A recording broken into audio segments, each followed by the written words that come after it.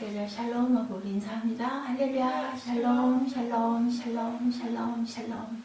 하나님 사랑합니다. 여러분 주 안에서 사랑합니다. 여호수아가 만난 절망과 기회라는 제목으로 여호수아 3장 5절에서 7절까지 우리 같이 묵상하십니다. 7절이죠. 야훼께서 여호수아에게 이르시되 내가 오늘부터 시작하여 너를 온 이스라엘의 목전에서 크게 하여 내가 모세와 함께 있었던 것처럼 그렇게 너와 함께 있을 것을 그들이 알게 하리라, 이렇게 말씀합니다.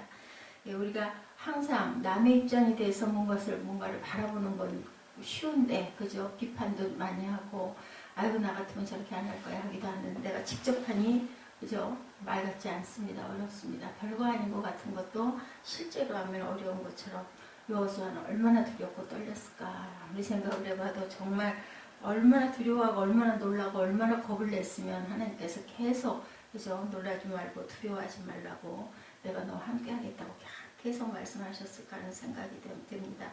여호수아는 모세의 종으로 여러 가지 놀라운 일들을 옆에서 많이 구경했어요. 그죠? 40년 동안 오면서 모세가 행하는 놀라운 그 일들을 지켜서 보기만 했었는데, 모세가 해주는 과거의 놀라운 일들을 정말 귀가 따갑도록 보기도 하고 듣기도 하고, 그죠? 백성들에게 지시하고 명령하고 또 하나님께 기도하는 것 앞에서 얼마나 많이 봤겠습니까?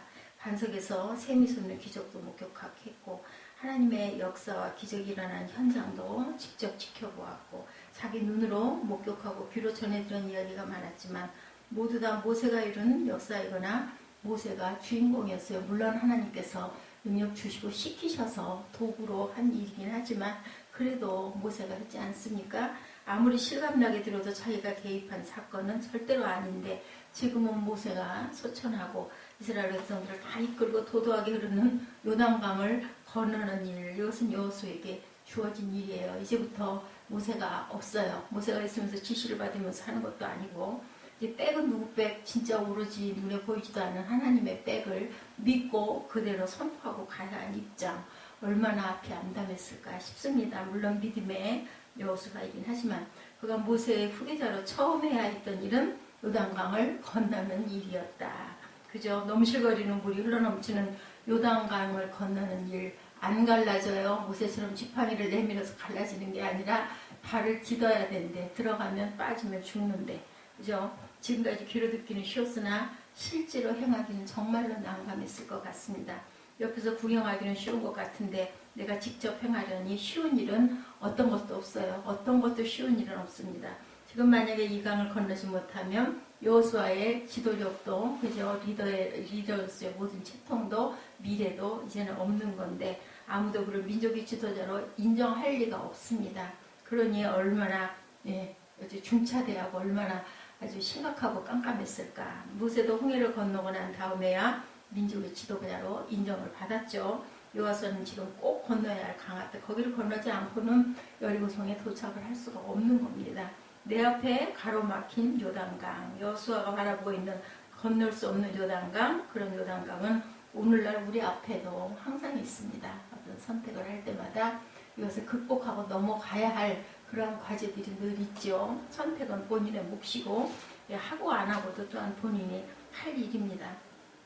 내가 건너야 할 도단 요단강이 이제 내 앞에 있을 때 이것은 장애물입니다. 불가능하게 느껴지는 아주 굉장히 높은 하나의 산이기도 하죠. 절망의 강이 있고 눈물의 강이 있고 고독의 강이 있고, 나쁜 상황들 어떻게 더 나쁠 수가 있겠습니까? 여기서 그죠? 이런 강이 있습니다. 또한 때로는 정욕의 강도 있습니다. 욕심이죠. 그 욕심들.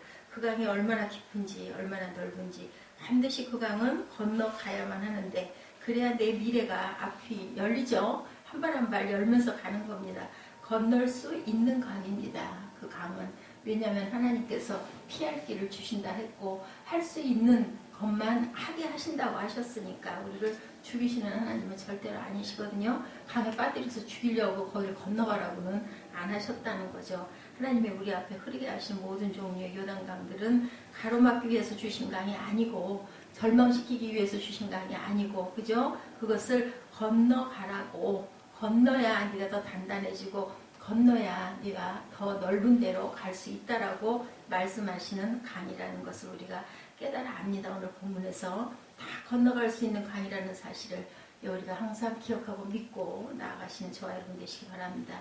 여호수아처럼 우리도 우리 앞에 강들을 잘 건널 수 있기를. 왜냐면 여호수아 건넜잖아요. 근데 어떻게 했을 때 건넜어요? 행위했을 때 갈라졌어요. 이런 것처럼 우리는 바라보고만 있으면 뭐만 와요? 사단의 공포와 두려움과 그죠? 안 돼. 그리고 망할 거야 하는 그런 마음만 옵니다. 우리에게 두려움을 주는 거는 하나님이 주시는 게 아니죠. 악한 사탄들이 할 수 없다라고 불가능하다라고 자꾸 유혹하는 그러한 것이라는 걸 우리가 알아야 됩니다. 야훼께서 내 인생의 앞길에서 능력과 기적을 행하시리라고 말씀하죠. 사람이 할 수 없는 일